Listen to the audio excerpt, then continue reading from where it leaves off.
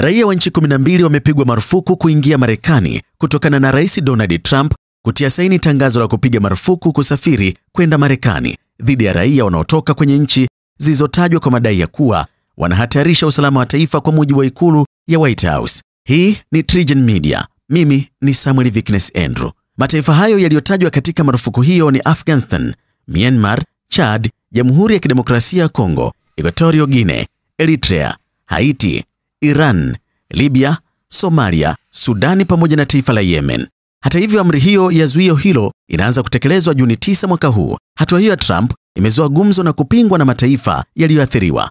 Waziri wa mambo ya ndani wa Venezuela, Diosdado Cabello, ameelezea wasiwasi wake ya kuwa nchini Marekani ni hatari kubwa kwa mtu yeyote, si kwa raia wa Venezuela pekee. Watu wanaotawala Marekani ni watu wabaya, ni mafashisti, ni watu wa itikadi kali ambao wanadhani wanamiliki dunia na kuwatesa watu bila sababu, aliongeza. Taifa la Somalia pia, ambalo raia wake wamepigwa marufuku kusafiri, imejibu kwa kuahidi mara moja kufanya kazi na Marekani kushughulikia masuala ya usalama. Balozi wa Somalia nchini Marekani, Dahir Hassan Abdi, amesema nchi yake inathamini uhusiano wake wa muda mrefu na Marekani.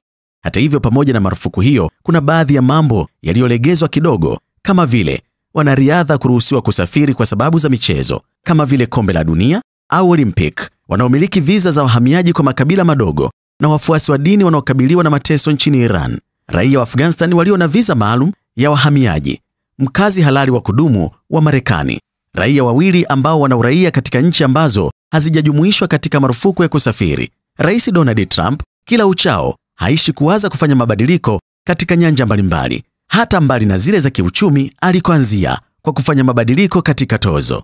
Hii ni TriGen Media. Mimi ni Samuel Viknes Andrew.